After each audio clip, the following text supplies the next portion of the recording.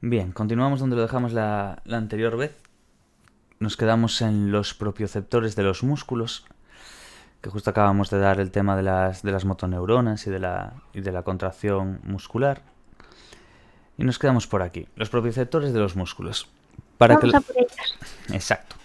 Para que los movimientos puedan ejecutarse es necesario, empezamos bien, es necesario que el sistema motor disponga de información antes de iniciarlo y durante la ejecución, sobre los cambios en el estado de los músculos y la posición de las extremidades. Los receptores sensoriales responsables de esta función son los propioceptores, receptores de sí mismos. Están localizados en los tendones, músculos y articulaciones. El término propiocepción se refiere a los mecanismos sensoriales que nos informan de las deformaciones mecánicas del interior del cuerpo, proporcionando sensaciones de posición necesarias para mantener la postura y el movimiento, y nos permite conocer cuándo y cuánto se estiran y contraen los músculos. Entre estos receptores se encuentran los mecanorreceptores de las articulaciones y los receptores sensoriales de los músculos. Los mecanorreceptores de las articulaciones son los corpúsculos de Ruffini, de Pacini y terminaciones nerviosas, mientras que los receptores sensoriales de los músculos son los usos musculares y los órganos tendinosos de Golgi.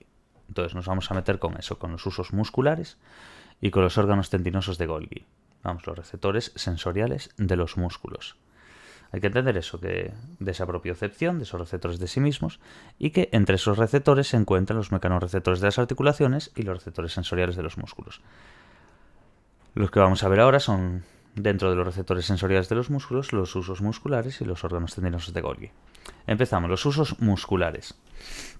Se localizan entre las fibras que constituyen el músculo esquelético y su densidad varía en función de las características funcionales de cada músculo. Los músculos grandes y de movimiento menos precisos presentan pocos usos. Los músculos que intervienen en movimientos más finos cuentan con una mayor densidad. Entonces hay que entender esta parte de los usos musculares, donde se localizan, que es entre las fibras que constituye el músculo esquelético y su densidad, que varía en función de unas características. ¿Cuáles son? Esas características: que los músculos grandes y de movimientos menos precisos presentan pocos usos, mientras que los músculos que intervienen en movimientos más finos, más precisos y demás, cuentan pues con una mayor densidad. En cada uso, ¿Tiene sentido? sí, en verdad sí. En cada uso se pueden distinguir tres componentes dentro de cada uso muscular, de estos que estamos viendo, de estos receptores y demás que, entre los receptores que los que encontrábamos de receptores sensoriales de los músculos, teníamos usos musculares y los órganos tendinosos de Golgi. Dentro de estos usos musculares, de cada uso, hay tres componentes. ¿Cuáles son? Fibras intrafusales, que será intrafusales, pues dentro del uso, del fuso.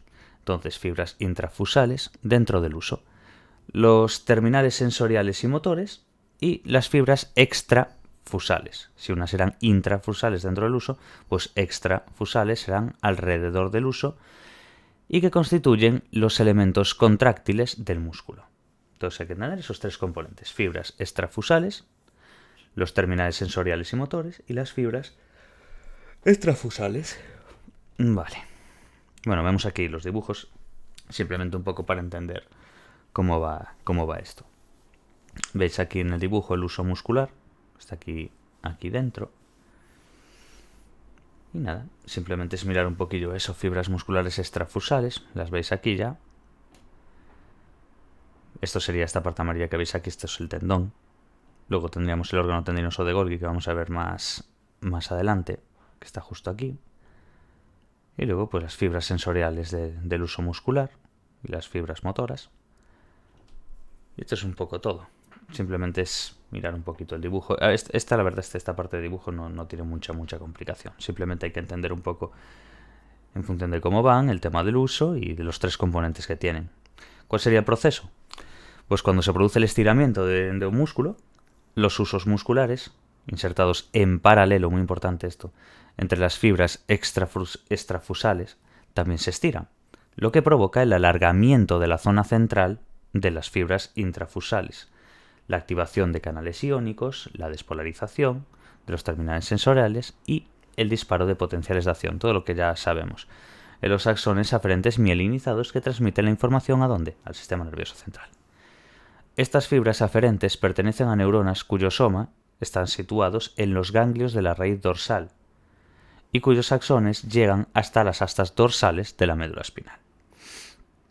La información propioceptiva de la cabeza llega directamente al tronco del encéfalo a través de axones aferentes. Las fibras aferentes que alcanzan el sistema nervioso central constituyen uno de los componentes esenciales de los circuitos básicos que hacen posible diversos movimientos reflejos espinales y troncoencefálicos. Esto básicamente es recordar un poco parte de lo que ya dimos del proceso, básicamente que cuando se estira un músculo, pues los usos musculares que están ahí dentro, que están insertados en paralelo con esas fibras extrafusales, también se estiran. ¿Y qué hace esto? Que se provoque el alargamiento de la zona central de estas fibras. Y después activación de canales iónicos, despolarización, disparo de potencial, etc. Y todo eso al sistema nervioso central. Y luego el entendimiento en lo que serían las fibras aferentes y demás. Y quedaos bien con esto, lo de estas fibras aferentes pertenecen a neuronas cuyo soma está situado, como esto también lo dimos, en ganglios de la raíz dorsal y cuyos axones llegan hasta las astas dorsales de la médula espinal. Vale, durante la ejecución de los movimientos, la contracción de las fibras musculares hace que éstas se acorten. Bueno, cuando se está haciendo la ejecución de un movimiento, esta contracción de las fibras musculares hace que éstas se acorten. Y esto sucede con varias fibras intrafusales, que al ser más sensibles al estiramiento, como ya sabemos, dejarían de enviar información al sistema nervioso central durante la contracción muscular, y este no tendría constancia de los cambios en la longitud y la velocidad del músculo. Sin embargo, el sistema nervioso central dispone de mecanismos de control centrífugo, importantísimo esto, que le permite regular la información que recibe enviando axones eferentes a los órganos sensoriales de los que procede la aferencia. Por ejemplo, las motoneuronas gamma o neuronas fusimotoras, localizadas en el asta ventral de la médula, muy importante también saber este detalle de dónde están localizadas las motoneuronas gamma, son ejemplos de este mecanismo de control. Básicamente, lo que nos dice aquí, que el sistema nervioso central tiene unos ciertos mecanismos que regulan esa información que reciben. Entonces, eso es lo que llaman el control centrífugo. Entonces, envía axones eferentes a esos órganos sensoriales de donde viene esa aferencia. Pero entender eso, axones eferentes a órganos sensoriales que proceden de cierta aferencia. ¿Qué tenemos? Las motoneuronas gamma o neuronas fusimotoras. ¿Dónde están? Asta ventral de la médula, muy importante. Ese es el ejemplo de un mecanismo de control, del control centrífugo del que estábamos hablando. Pero quedarse muy bien con eso, motoneuronas gamma, o neuronas fusimotoras. Durante la realización de los movimientos, la estimulación de las motoneuronas alfa, importante, se compensa con la activación conjunta de las motoneuronas gamma. Lo que vimos antes de motoneuronas alfa, que ya conocíamos, tiene que haber una compensación activa por otra parte, pues son las motoneuronas gamma. De ahí lo de control centrífugo. Esta coactivación es fundamental para enviar al sistema nervioso central información acerca de si el movimiento se está ejecutando correctamente y en caso de, compensar los posibles errores. De ahí ese modo de compensación y demás que hablamos. La activación de las motoneuronas gamma provoca la contracción de los extremos de las fibras intrafusales, lo que implica el estiramiento de las porciones centrales y asegura que las aferencias del uso continúen transmitiendo al sistema nervioso central. Los usos musculares están preparados para mantener un tipo de descarga cuando el músculo está estirado o contraído, cumpliendo su principal función de informar básicamente de la longitud del músculo. Los órganos tendinosos de Golgi. Vale. Una vez ha dado los usos musculares, dentro de los receptores sensoriales de los músculos que teníamos los usos musculares y órganos tendinosos de Golgi, que se ven aquí incluso en el dibujo de antes. Si os fijáis, básicamente el recuadro que aparece arriba es el del uso muscular y el recuadro de abajo es el del órgano tendinoso de Golgi. Por eso nos pone estos dos. Entonces, los órganos tendinosos de Golgi. Vemos aquí ahora el dibujo. Más lo de arriba, esa ampliación que veis a la derecha del dibujo dentro del uso muscular, es del uso muscular. Abajo es el mismo dibujo y a la izquierda nos hace una ampliación del órgano tendinoso de Golgi, para entenderlo un poquillo mejor. esas fibras de colágeno, bueno, lo que vamos a ver ahora.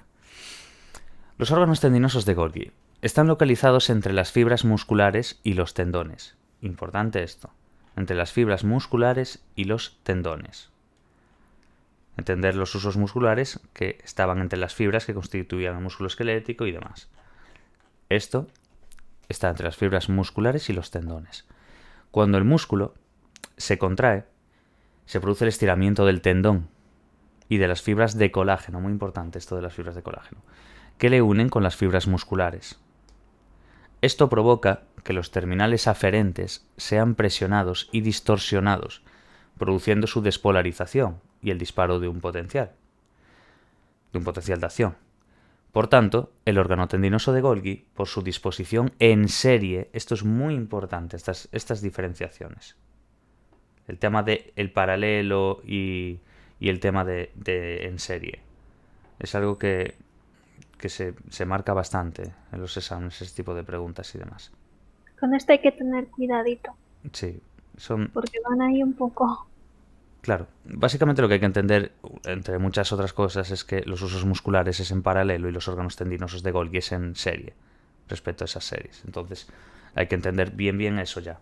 Después, detalles de la fibra de colágeno, el tema de cómo se producen y de esa despolarización y de ese disparo de potencial. Pero bueno, básicamente es eso, que están en las fibras musculares y en los tendones. Entonces, cuando se está contrayendo el músculo, hay un estiramiento del tendón y de esas fibras de colágeno que las unen a las fibras musculares.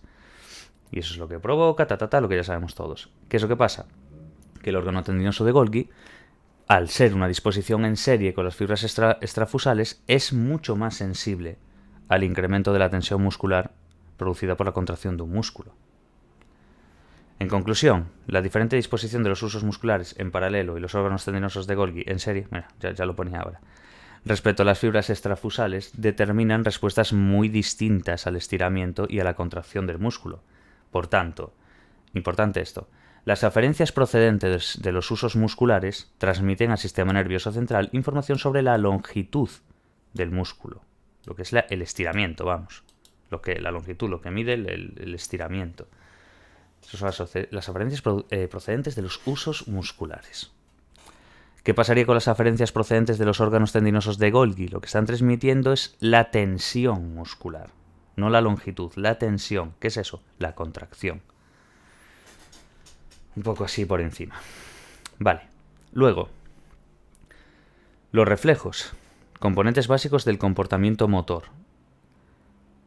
La ejecución de los actos motores están bajo el control de diferentes estructuras del encéfalo, aunque la coordinación motora más básica es llevado a cabo por las neuronas motoras de la médula y el tronco del encéfalo. Gracias a las aferencias de diversos receptores sensoriales, estas motoneuronas pueden generar respuestas sin intervención de estructuras superiores, lo que serían reflejos. Los reflejos son respuestas simples, rápidas y estereotipadas. Muy importante esta definición. Sobre todo de estereotipadas y rápidas y simples. Esos adjetivos. Constituye las unidades elementales del comportamiento motor. Y en su ejecución participan 5 componentes. 1. Un receptor sensorial. 2. Una vía aferente hacia el sistema nervioso. Una o más sinapsis en el sistema nervioso central. Una vía eferente y un efector. Tenemos que entender esos 5 puntos. De hecho, si vais a la derecha, veis el dibujito. El dibujito, esa es la vida, ¿eh? Claro. Es que el tema anatómico y funcional, Sí. como no haya dibujos, es una locura. Receptor sensorial, el 1, ¿veis? Luego, una vía aferente. Esto hay que entenderlo. Como un proceso, como un continuo, como un cuento.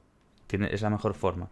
Porque así no requieres de chapar. Simplemente lo piensas y ya está. Como ir siguiendo el camino. Claro, exacto. Entonces, bueno, eso. Receptor sensorial, ¿no? De primeras, 5 componentes.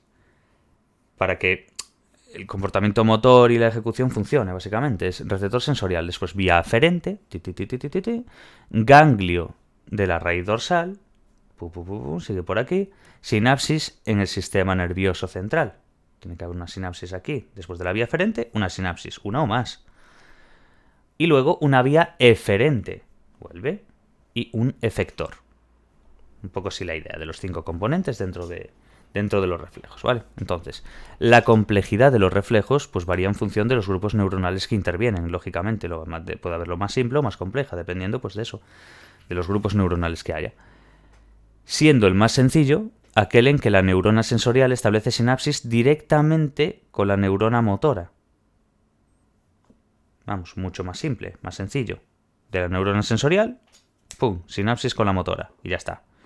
La mayoría de los reflejos no se producen de forma aislada, ya que en realidad son los componentes más básicos de movimientos complejos en los que intervienen centros del encéfalo, que adaptan al reflejo a las necesidades específicas de cada acto motor, lógicamente.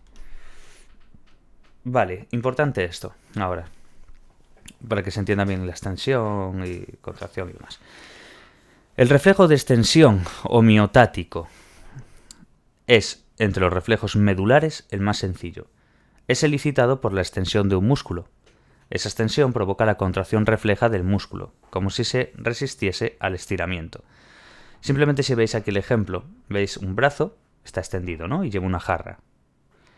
A medida que le van echando líquido ahí, está como aguantando esa extensión, y luego en la B veis la resistencia cuando la aguanta en un ángulo recto, yo diría ya, de 90 aprox. Sí. Pues el reflejo de extensión, que nos pone aquí, es la base del reflejo rotuliano. Muy importante. Si se golpea el tendón rotuliano debajo de la rodilla, ¿qué es lo que pasa? La extensión de la pierna. ¿Nunca os vieron cuando era pequeños o La tal? patadita esa. Sí, que te dan incluso con la mano o con un martillito pequeñito, que parece que es tal. Pues te dan ahí y ¡pum!, te hace la pierna así para adelante. De hecho, como no te lo haga, malo. Entonces, incluso ya uno con la pierna colgante, dando en ciertas posiciones, ya se lo hace. Pues eso es el reflejo rotuliano. Rotuliano de la rótula, de la rodilla, vamos. Si se golpea el tendón, que está justo debajo de la rótula, de hecho se toca perfectamente, justo debajo de la rodilla, se produce lo que es la extensión de la pierna. Vale. Es una forma de entender lo que es el reflejo, vamos. También se puede observar cuando colocamos una carga en la mano. Tú estiras el brazo, el antebrazo, desciende por el peso. Cualquier cosa, tú coges un plato de comida o lo que sea, lo vas llevando a la mesa, ves que hay un cierto peso que te está cargando hacia abajo. Pues ese antebrazo desciende por el peso y lo que se produce es la extensión del músculo. Se está extendiendo el músculo. Pero el reflejo de extensión provoca la contracción refleja. Gracias a esa contracción refleja hace que el plato no vaya para el suelo. Vale, Sherrington, a ver, sencillito, esto no es que tenga así una complejidad tal, pero es bueno saber los nombres. El reflejo de extensión homeotático, el de los medulares, el más sencillo, el reflejo rotuliano, estas cosas. Pero bueno, lo que es el funcionamiento es simple dentro de lo que hay. Simplemente lo que hay que entender es eso, que en el ejemplo del antebrazo cuando va para abajo por el peso, pues entender que después va a haber una contracción refleja aposta para que no caiga ese peso, sino pues es que directamente todo lo que cogiésemos iría directamente al suelo. Vale, Sherrington estudió los mecanismos neurales implicados en el reflejo de extensión. La extensión del músculo incrementa la respuesta de las fibras aferentes del uso muscular, lógicamente. Estos axones entran en la médula a través de las raíces dorsales y se ramifican en las astas dorsales, estableciendo sinapsis en las ventrales con las motoneuronas, cuales serán las alfa, cuya activación desencadena la contracción muscular. Para poder contraer los músculos flexores, se ha de relajar sus antagonistas, los que son los músculos extensores. Esto ya lo vimos también, músculo flexor y músculo extensor. Ello es posible porque los axones aferentes del uso también establecen sinapsis con interneuronas inhibitorias, que disminuyen la actividad de las motoneuronas alfa. Si solo estuvieran las alfa petando todo el día, lógicamente no iban a hacer nada. Tiene que haber algo que esté inhibiendo cierta parte de eso, y eso lo hacen las interneuronas inhibitorias. Lo que están haciendo es disminuir esa actividad de las motoneuronas alfa de la contracción, que inervan los músculos antagonistas. Sherrington denominó a este mecanismo inhibición recíproca. Un grupo de músculos es excitado al mismo tiempo que sus antagonistas son inhibidos, de ahí creándose equilibrio. Las interneuronas inhibitorias en los circuitos medulares ejercen una labor en la coordinación de los grupos musculares en torno a una articulación. Forman una unidad funcional, vamos. Esta coordinación entre músculos opuestos se produce también en la ejecución de movimientos voluntarios. Hay que entender bien esta última parte. También en la ejecución de movimientos voluntarios. Todo lo que estuvimos viendo de estos movimientos reflejos, rápidos, simples, estos reflejos que vimos que eran respuestas simples, rápidas y estereotipadas, sin un control en ese aspecto, quiero decir, hay que entender que también se producen en la ejecución de movimientos voluntarios. El circuito neural, que constituye el reflejo de extensión, tiene una única sinapsis, la que establecen las fibras aferentes del uso muscular con las motoneuronas alfa. Por eso también se les denomina reflejo monosináptico, de una sola sinapsis. Todos los músculos muestran el reflejo de extensión, pero es más evidente en los que funcionan contra la gravedad, pues el reflejo es fundamental para mantener la postura erguida. Los reflejos de extensión nos permiten mantener un cierto grado de contracción de la musculatura extensora, lo que es el tono muscular, vamos. Es la fuerza por la que el músculo se resiste a la extensión producida por la gravedad. El tono muscular también constituye la base de partida de cualquier movimiento, ya que prepara al músculo para una respuesta rápida y eficaz ante una orden voluntaria o refleja.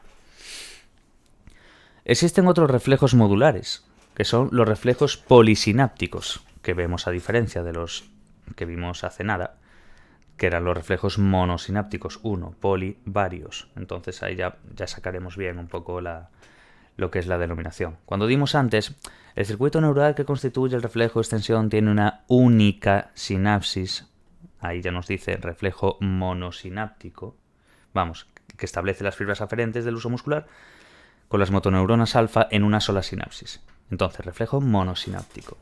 ¿Qué pasa? Que hay otros reflejos modulares, los reflejos polisinápticos, prefijo poli, varios. En ellos inervan varias sinapsis y están controlados por circuitos donde una o varias interneuronas se intercalan entre la neurona sensorial y la motora.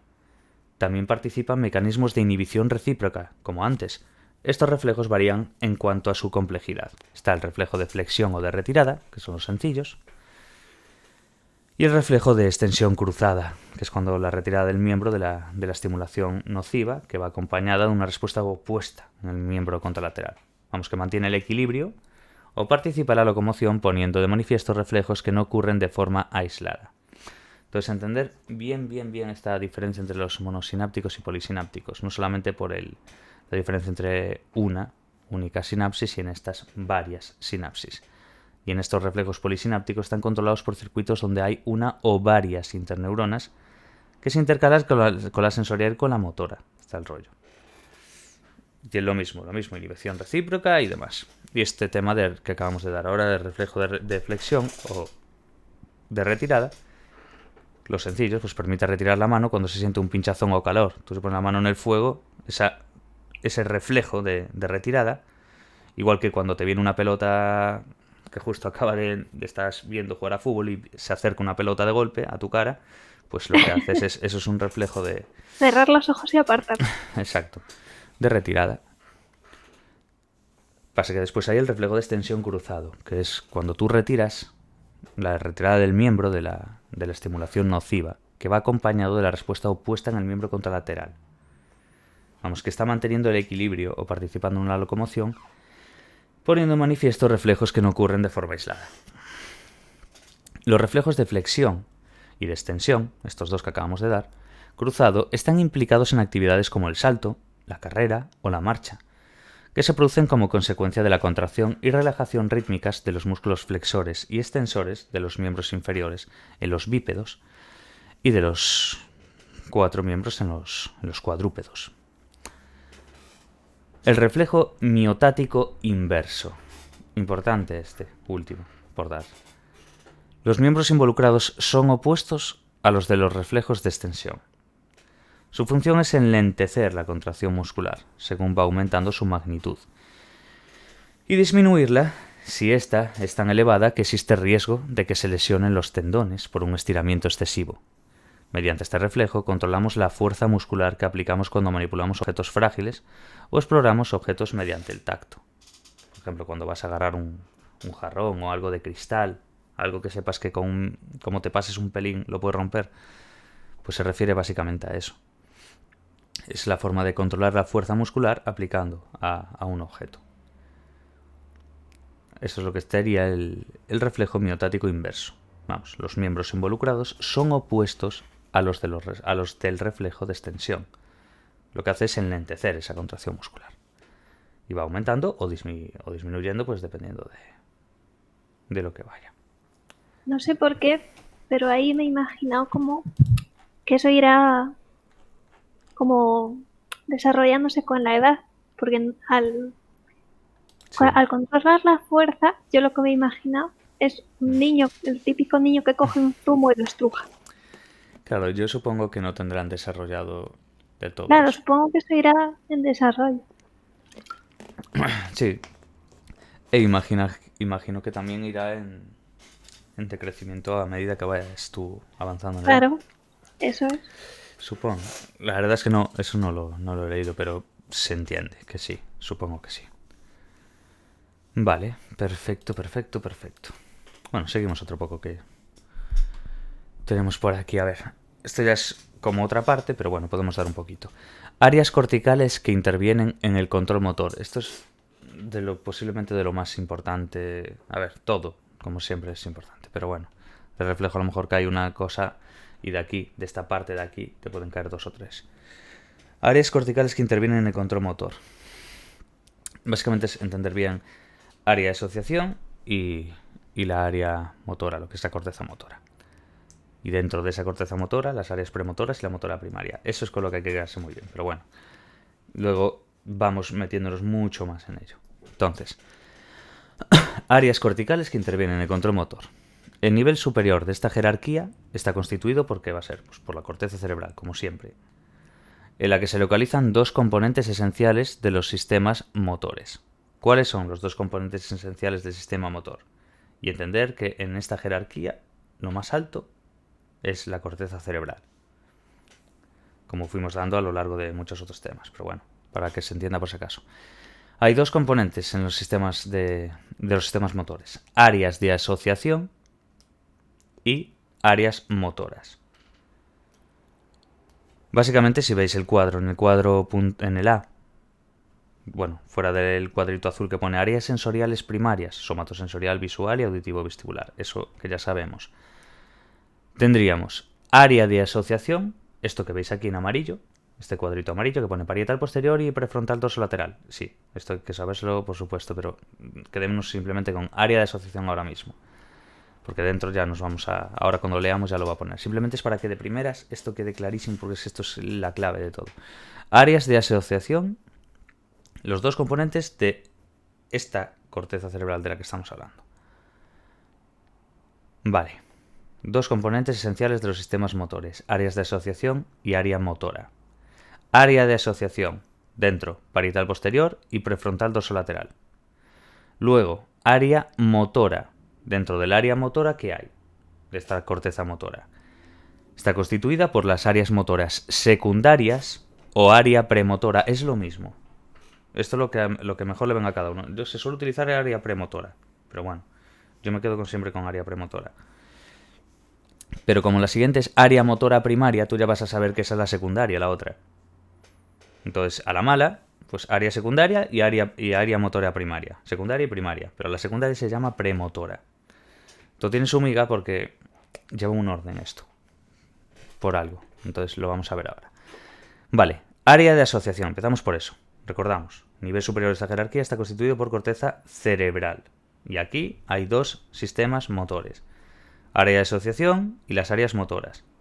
Dentro de las motoras, premotora o secundaria y primaria. Ya está. Después ya es meterse dentro de cada una y fuerte. Área de asociación. Aquí, el amarillo, el que está aquí, cuadrito. Parietal posterior y prefrontal dorsolateral. Vamos allá. Son la corteza parietal posterior y la corteza prefrontal dorsolateral, que sabes lo perfecto, integran señales procedentes de diversos sistemas sensoriales, junto con las que reciben desde otros componentes de los sistemas motores: la corteza motora y los ganglios basales. Importantísimo. Desde estas áreas parten señales a la corteza motora, a la que dan información procedente del organismo y del entorno, y que es fundamental para el control motor. Son consideradas el escalafón más alto de la jerarquía motora, aunque desde ellas no partan vías descendentes, ya que se originan ¿dónde? En la corteza motora. La corteza motora es lo de abajo que vamos a leer ahora, las áreas motoras. La premotora y la área motora primaria. Esta es la gracia. Que las áreas de asociación es lo más alto dentro de la jerarquía motora. De ahí que nos la pongan de primera. Pero no hay vías descendentes que parte de ella. Ya que esa es de donde parten, es la corteza motora. Entonces, áreas de asociación, lo más alto dentro de esto que estamos dando. Y lo más importante es eso. ¿Qué hay? La corteza parietal posterior y la corteza prefrontal dorsolateral.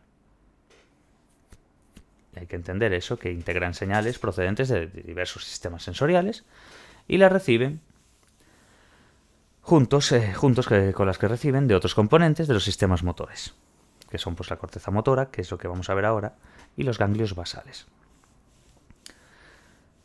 Vale. Esta es clave, área de asociación, hay que entenderlo así. Luego, bueno, y quedarse con eso, que es el escalafón más alto de la jerarquía motora. Pero no parten vías descendentes de ella, sino que vienen de la corteza motora, que es lo que vamos a ver ahora. Áreas motoras, que es lo que aparece aquí en rosa y en rojo, en el cuadro, en el punto A, quiero decir. Constituidas por las áreas motoras secundarias, o áreas premotoras, también llamadas, y área motora primaria. Ahí aparece. Vamos a ir viendo. Ahora, área de asociación. Bueno, vemos una serie de dibujos aquí que ya vamos a ir viendo a lo largo de todo. Pero es quedarse un poquillo con eso. Simplemente mirando. Ánimo. Sí. Es ir mirando. Ahora es cuestión de ir dándolo y nada más. Que no se asuste tanto bicho. Porque no. Tiene su rollo, pero bueno. Área de asociación de la corteza cerebral. Ahora, lo que acabamos de leer, pero bastante más. Vamos a ir viendo. ¿Qué había dentro de las áreas de asociación? La corteza parietal posterior y la corteza prefrontal dorsolateral. Quedaos muy bien con eso. Es que eso es la clave absoluta. Después ya es ir sacando. Básicamente, mirar en el dibujo C, vais a ver ahí. Si veis a la derecha de todo, la zona parietal por ahí, veis que pone cisura central, después corteza somatosensorial y después pone corteza de asociación parietal posterior. Eso es a lo que se refiere en el área de asociación. Corteza de asociación parietal posterior, para que sepáis dónde está, por lo menos un poquillo. Y luego, pues la corteza prefrontal dorsolateral, que si vais a la izquierda de todo en el dibujito, la veis. Está como una enfrente a la otra. Pasa que una está atrás y otra adelante, por así decir. Corteza de asociación prefrontal dorsolateral. Prefrontal, lóbulo. Bueno, dentro de lo que sería el lóbulo frontal, pues en el prefrontal. Y lo mismo pasa en el parietal. Simplemente sabiendo dónde están los lóbulos frontal y parietal, ya sabéis su posición en un dibujo. Pero bueno, para que se sepa exactamente dónde está. Área de asociación de la corteza cerebral. Vale, tenemos la corteza de asociación parietal posterior, lo que estábamos diciendo, recibe una gran cantidad de aferencias que le aportan informaciones respecto a la posición de las partes del cuerpo que se van a mover. Importante esto. Recibe aferencias. ¿Y qué le está dando esas aferencias? ¿Qué le aporta? ¿Qué tipo de información? Pues respecto a la posición de las partes del cuerpo que se van a mover, la situación espacial de los objetos del entorno, los planes o programas motores y el estado de motivación del organismo. Las señales procesadas en la corteza parietal posterior se transmite ¿a dónde? A la corteza de asociación prefrontal dorsolateral. ¿Veis justo las dos que estamos dando dentro de estas áreas de asociación? Era la corteza parietal posterior y la corteza prefrontal dorsolateral. ¿Y qué nos están diciendo aquí? Fuera de lo que haga. Que las señales procesadas en la corteza parietal posterior se transmiten a la corteza de asociación prefrontal dorsolateral y a las áreas motoras de la corteza. Los experimentos han demostrado que las neuronas de esta área responden a la localización de los objetos en el espacio, a su forma y tamaño, lo que acabamos de leer antes. Pero bueno, estas son una serie de características que nos van a dar de esta corteza de asociación parietal posterior. Su integridad parece fundamental para realizar correctamente movimientos dirigidos a un blanco. De ahí lo que leímos también anteriormente. La información respecto a la posición de las partes del cuerpo que se van a mover. Lógicamente, porque si no, no podría hacerlo así. Porque lo que nos dice aquí la característica es su integridad parece fundamental para realizar correctamente movimientos dirigidos a un blanco desde un punto de vista espacial y temporal. Entonces tiene que ser consciente de dónde está la parte del cuerpo y a dónde se va a mover y dónde está respecto a. Ahí está el rollo. Vale. Dirigidos a un blanco desde un punto de vista espacial y temporal. Cuando son guiados visualmente, movimientos de alcance y de presión. Una de las funciones fundamentales de esta área de asociación es procesar la información visual para la localización de los objetos en el espacio, cosa que ya sabemos del lóbulo parietal y demás. Entonces eso, una de las funciones fundamentales de esta área de asociación es procesar la información visual para la localización de los objetos en el espacio. De ahí que sobresalgan eso en el espacio, en la forma, en el tamaño, todo eso deriva de ¿qué? Pues de la información visual, lógicamente. Algunas neuronas se activan cuando el animal intenta alcanzar un objeto que desea. No pasa si no está presente. Otras solo se disparan cuando el animal explora manualmente objetos de interés, por lo que estas áreas también aportan señales motivacionales importantes para el control motor. De ahí que una de las características que leímos arriba no solamente era para la situación espacial de los objetos en el entorno, los planes o los programas motores, sino también para el estado de la motivación del organismo. Muy importante acordarse de eso. Entonces, la corteza parietal posterior interviene en movimientos dirigidos a un blanco, aportando claves sensoriales necesarias para su realización y las señales motivacionales relacionadas con el estado del individuo, enviando la información ¿a dónde? A la corteza de asociación prefrontal dorsolateral y a la corteza motora. Este cuadrito de aquí como la Biblia. Esto tienes que sabértelo como suena. Es la única forma. Y es muy importante porque muchas preguntas van a derivar de aquí, de este tema. Es como muy, muy, muy importante. Además no son nada fáciles las preguntas de este apartado. La verdad, no lo son. Pero No, porque está todo como muy relacionado, claro, demasiadas cosas con otras. sí, pues es muy, muy importante. Es muy fácil perderse. Sí, a ver, aquí es de lo más sencillo. ¿Qué pasa? A ver, después de esto, dentro de las áreas de asociación, ¿qué teníamos? La corteza parietal posterior y la corteza prefrontal dorsolateral, por lo cual es lo que vamos a dar ahora. La corteza de asociación prefrontal dorsolateral desempeña un papel fundamental en la planificación de nuestro comportamiento en función de la experiencia. La información que recibe desde la corteza de asociación parietal, eso justo lo que acabamos de leer ahora. ¿Veis cómo todo está completamente relacionado? Me refiero, es muy importante no perderse en nada, porque todo se va a repetir esquemáticamente, pero todo es diferente a la vez. Entonces hay que entender. La corteza de asociación prefrontal dorsolateral. Habíamos dicho antes que la corteza de asociación parietal posterior tenían relación con la corteza de asociación prefrontal dorsolateral y con la corteza motora. Pues ahora nos lo vuelve a decir. Desempeña un papel fundamental, esta corteza de asociación prefrontal dorsolateral, quiero decir. Desempeña un papel fundamental en la planificación de nuestro comportamiento en función de la experiencia. Importante quedarse con eso. Ahora, la información que recibe desde la corteza de asociación parietal posterior, lo que acabamos de leer, le proporciona una representación mental de los estímulos que se cogía ahí, cuando estábamos mirando, cuando estábamos visualizando el espacio, todo esto.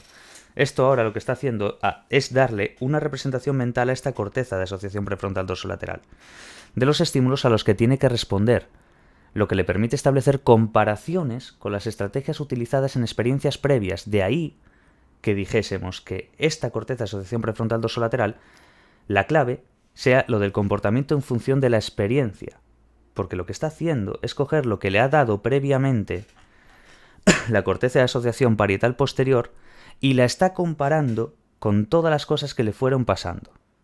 Es la hostia. Es que esto es increíble, macho. Entonces, básicamente es eso. Que lo está comparando con las estrategias que se utilizó previamente, en experiencias previas. De ahí que el comportamiento vaya en función de la experiencia dentro de la corteza de asociación prefrontal dorsolateral, porque la está cogiendo de la corteza de asociación parietal posterior. De ahí que estén ligadas. Ahora se entiende por qué están ligadas. Si solamente te quedas con el título, está ligada con tal y lo chapas así, perfecto, pero cuando llegues al examen y te lo pregunten esto de esta forma, tú sabrás responderla de cualquiera de las dos. Esa es la clave. Saber por qué. Es que eso es lo de siempre, lo de siempre. Si no se sabe el por qué, es la raíz del árbol. Siempre se tiene que mirar eso. Eso sí se sabe, lógicamente, si no, para eso está la investigación, lógicamente, para llegar a esos puntos, que es lo bonito, en cierto modo, es el camino a seguir. Pero, pero eso es lo que mola. Si simplemente dices, va, hace esto, pues porque sí, porque va por aquí, porque lo que sabemos es esto, claro.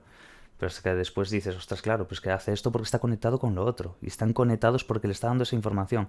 Y está aprovechando esa información para crear en esa cabeza unas estrategias previas que han sido antes evaluadas y que ahora van a servir para esto. Es increíble. Entonces, como resultado de la integración de estas señales, la corteza prefrontal dorsolateral selecciona los aspectos más relevantes, es decir, la estrategia que más se adecue para ejecutar con éxito el movimiento. Además, toma la decisión de iniciar los movimientos. Esto es súper clave, esta frase. Además, toma la decisión de iniciar los movimientos. Importante.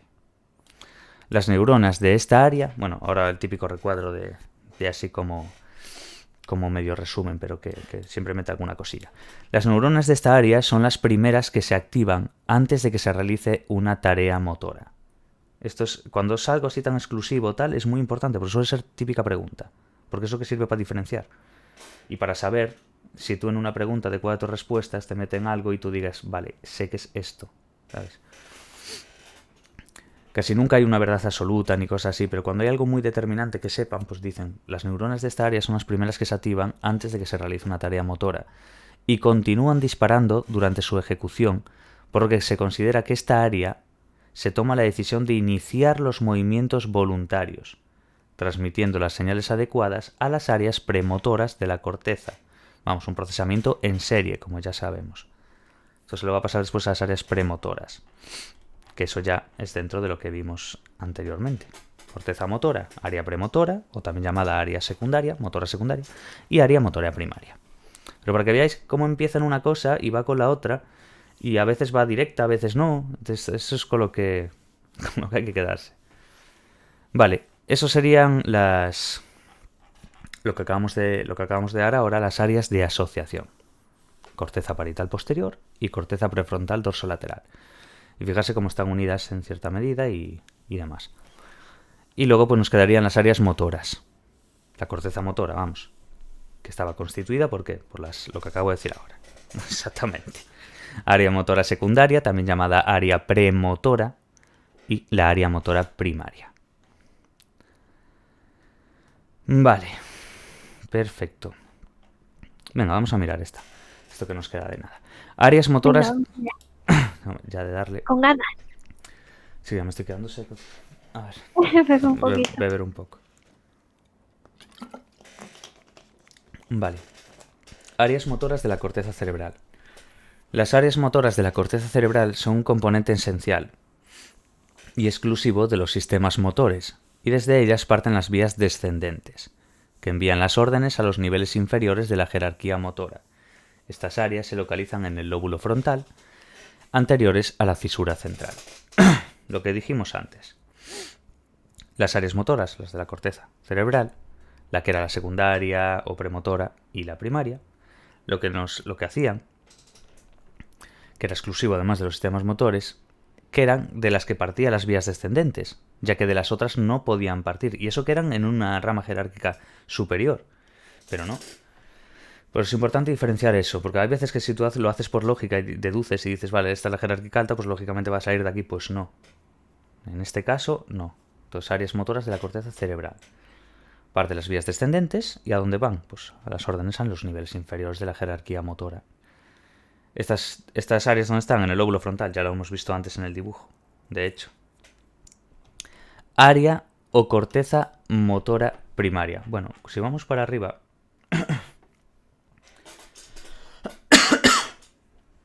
Vale, veis aquí áreas motoras de la corteza en el dibujo C, que pone área motora primaria, área motora suplementaria. Bueno, simplemente es para que veáis un poquillo por dónde la cosa y el tema del lóbulo frontal y demás. Vale, áreas motoras de la corteza cerebral. El área o corteza motora primaria. Y luego la premotora o motora secundaria. Empezamos por la primaria. Se localiza en la circunvolución precentral. Importante saber esto. Desde la cisura lateral, hasta la superficie medial del hemisferio cerebral. Esto te lo pueden preguntar en un dibujito, como en el C, que os dije yo, mira, está ahí, ya os lo digo por eso, porque muchas veces se lo preguntan así, o de forma teórica, ¿dónde está situada el área o corteza motora primaria? Te ponen cuatro apartados, A, B, C y D, y ahí te lo buscas. Circunvolución precentral, desde la cisura lateral hasta la superficie medial del hemisferio cerebral. Sé que es mucho más difícil decirlo sin tener el dibujo. Lógicamente la pregunta es más difícil así, teniendo que imaginarte tú en visión espacial en tu cerebro esto, que tener el dibujo delante y decir, vale, es la 4, punto. Es muy diferente, pero bueno. De ahí que haya que saberlo. Hay que saberlo de las dos formas. Entonces se localiza donde la circunvolución precentral, desde la cisura lateral hasta la superficie medial del hemisferio cerebral. Vale. Anterior a estas se localizan las áreas premotoras o corteza motora secundaria, constituidas por la corteza premotora, en la superficie lateral del hemisferio, y el área motora suplementaria, justo lo que os acabo de decir en el dibujo C, y el área motora suplementaria en la parte superior y medial del mismo. Si nos vamos al dibujito, lo vemos por aquí, ¿veis? Área motora suplementaria, área motora primaria, corteza premotora, simplemente lo que ya sabemos. Pero miráis, si vais al B, veis ahí áreas premotoras, la que tiene un 6 ahí en medio entre paréntesis. Esas son las premotoras. Y luego, de ahí que digan anterior a la motora, que había ahí. La motora primaria es la roja y la premotora es la rosa. La rosa está anterior a A. Entonces simplemente, con que visualicéis un poco esto, después lo representáis en vuestra cabeza y decís, vale, esto está aquí, en medio, y más adelante, en plan anterior a, está la premotora. Simplemente es eso. Y bueno, después pues saberlo comparar pues con las partes que tiene, con la cisura central y con una serie de problemas anatómicos que tenemos que saber, no hay más. Vale, Fritsch y Hitzig, mejor dicho, demostraron que la estimulación eléctrica de la circunvolución producía movimientos de las partes contralaterales del cuerpo. Penfield descubrió que las áreas de la corteza motora contienen una representación topográfica, un mapa de las distintas partes del cuerpo, que ya conocemos, ya que si se estimula un punto concreto se producía el movimiento de una zona corporal determinada. Básicamente se va a ver qué es lo del homúnculo y demás. La representación de las distintas zonas corporales, organización somatotópica, importante eso, no guarda relación con su tamaño. Las manos tienen una representación mucho mayor. Esta desproporción constituye un homúnculo motor, similar al de la corteza somatosensorial, como ya conocíamos. El resto de áreas motoras también están organizadas somatotópicamente. Se pensaba que la corteza primaria estaba organizada en columnas, que controlaban la acción de los músculos individuales, pero su organización es bastante más compleja, ya que los músculos distales de las extremidades están representados en más de un lugar en el área cortical. Por ejemplo, la mayoría de las neuronas que controlan los dedos intervienen en el movimiento de varios dedos y no solo de uno, ya que existe un gran solapamiento entre ellas. Las zonas que controlan cada parte del cuerpo, en las tres áreas de la corteza motora, están interconectadas en cada hemisferio por fibras de asociación, y también con sus homólogas en el hemisferio contralateral por el cuerpo calloso, excepto las zonas de representación de las partes distales. Entonces básicamente es quedarse bien con eso, un poco con los nombres de estos también si queréis, el tema de los descubrimientos a raíz de por qué se sabe de esta estimulación eléctrica, que la parte contralateral del cuerpo, etcétera, etcétera. Eso es importante. Y nada, y entender eso, área motora de la corteza, pues área o corteza motora primaria, donde se localiza, circunvolución precentral, y luego las áreas premotoras o corteza motor secundaria, es lo mismo. Y esa que está constituida pues por la corteza premotora, en la superficie lateral del hemisferio, y el área motora suplementaria, en la parte superior y medial, como vimos en el apartado C del dibujo. Área motora suplementaria, área motora primaria, todo eso dentro de las áreas motoras de la corteza. Y con eso nos quedamos, básicamente. Bueno, tenemos un último cuadrito que nos pone las tres áreas de la corteza motora, están especializadas en la planificación y ejecución de los movimientos voluntarios. Y cuando se estimulan eléctricamente desencadenan movimientos en diferentes partes del cuerpo, como hemos visto previamente. Todas tienen la planificación y ejecución de los movimientos voluntarios, pero hay que quedarse muy muy bien cuando hablábamos del anterior cuadro, antes de las áreas motoras o de la corteza cerebral, el cuadro de arriba, que pone las neuronas de esta área, son las primeras que se activan antes de que se realice una tarea motora y continúan disparando durante su ejecución, porque se considera que esta área es la que toma la decisión de iniciar los movimientos voluntarios.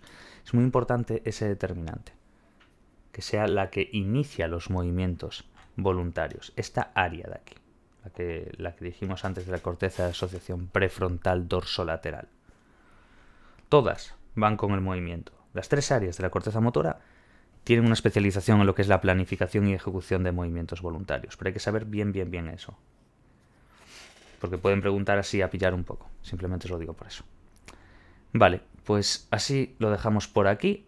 Y lo siguiente serían las funciones de las áreas motoras. Aquí ya nos metemos un poco en cada una. Dentro de estas áreas motoras de la corteza cerebral que fuimos viendo. Lo que sería el área de la corteza motora y la primaria y la secundaria, o también llamada premotora. Así que vale, lo dejamos por aquí y el próximo día acabamos ya el tema. El próximo vídeo seguramente ya mañana. Porque esto es la 169. A ver, no creo que quede mucho. No, 169 hasta la 177. No quedan ni 10 páginas. Quedan unas 8 páginas o por ahí, creo. Vale, bien, perfecto. Perfecto. Lo dejamos aquí. Funciones de las áreas motoras. Pues bueno, lo dejamos por aquí y hasta el próximo vídeo. Chao, chao, chao. Chao, chao.